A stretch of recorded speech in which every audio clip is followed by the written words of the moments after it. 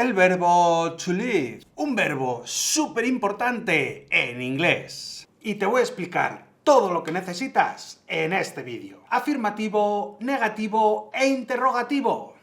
Vamos a usar el verbo to live para decir el verbo vivir. Por ejemplo, yo vivo en España. Y a diferencia de muchos otros verbos, no se utiliza para nada más. Bueno, un sinónimo puede ser el verbo residir. Pero vaya, que el significado es el mismo. Por lo tanto, el verbo to live es el verbo vivir, punto. Aunque, por supuesto, lo podemos utilizar en diferentes contextos, como por ejemplo, vivo solo, tú vives en Inglaterra o ellos viven con su familia. Cuándo usar cada una de las preposiciones que estáis viendo en pantalla lo vamos a ver en un minutito. Pero antes te quiero decir que el verbo to live es un verbo regular. Y sí, en castellano es un verbo regular terminado en IR, pero en inglés también es un verbo regular. De esos verbos regulares que ya hemos hablado en anteriores vídeos. Y por tanto se va a hacer exactamente igual. Cuando utilicemos los pronombres personales, yo, tú, nosotros, vosotros y ellos, lo único que tenemos que hacer es utilizar la misma palabra live.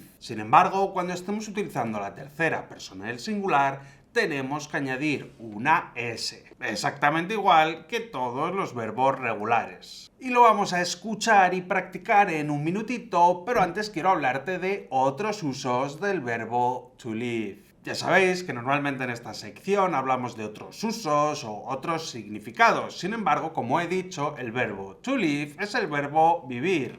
Punto. Por lo que voy a hacer en esta sección es daros algunas indicaciones sobre las preposiciones que vamos a utilizar detrás del verbo to live, como ya hemos hecho en el verbo to speak o como hemos hecho en el verbo to eat. En primer lugar, te voy a explicar cuándo no tenemos que poner absolutamente ninguna preposición. Y como ya hemos visto anteriormente, esto va a ser, por ejemplo, detrás de un adverbio o de un adjetivo. Vivo solo, ella vive cerca o ellos viven felizmente. Debido a la naturaleza del verbo vivir, la preposición que más vamos a utilizar es la preposición en, ya que normalmente si decimos vivo o vives, va a ser que vivo o vives en algún sitio. Y aquí es cuando se complica un poquito la cosa, ya que vamos a tener tres formas diferentes de decir este en. Y estas preposiciones van a ser in, at y on. Y como ya he dicho en anteriores vídeos, no me voy a meter en detalle cuándo utilizar cada una de estas, ya que vamos a hacer un vídeo específico para explicarlo.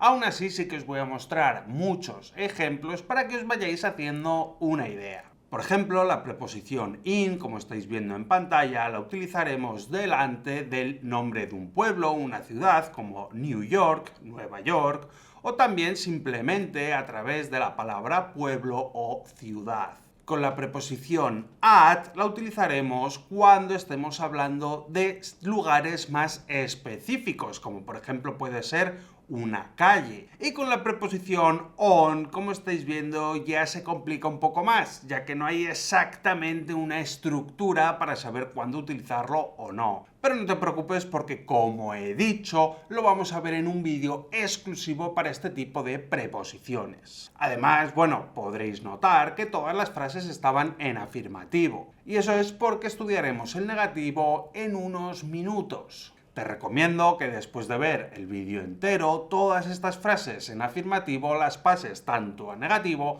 como a interrogativo para así poder practicar mucho más. Ahora sí, pasamos a ver y escuchar el afirmativo. Como ya he mencionado anteriormente, para todos los pronombres personales, excepto la tercera persona, utilizaremos la palabra live. Y cuando utilicemos la tercera persona del singular, lo único que hay que hacer es añadir una S. Y ahora, por supuesto, lo escuchamos.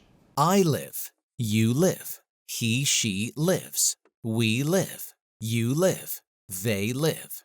Si te das cuenta es muy sencillo y más aún si lo practicas. Y eso es lo que vamos a hacer ahora mismo. Vais a ver en pantalla durante 3 segundos una frase en español con diferentes opciones para elegir en inglés. Y por supuesto tienes que elegir la opción correcta. Si quieres aprender de verdad, no es suficiente con que pienses cuál es la opción correcta, sino que debes escribir toda la respuesta. Puedes hacerlo en tu libretita de inglés o en los comentarios de este vídeo.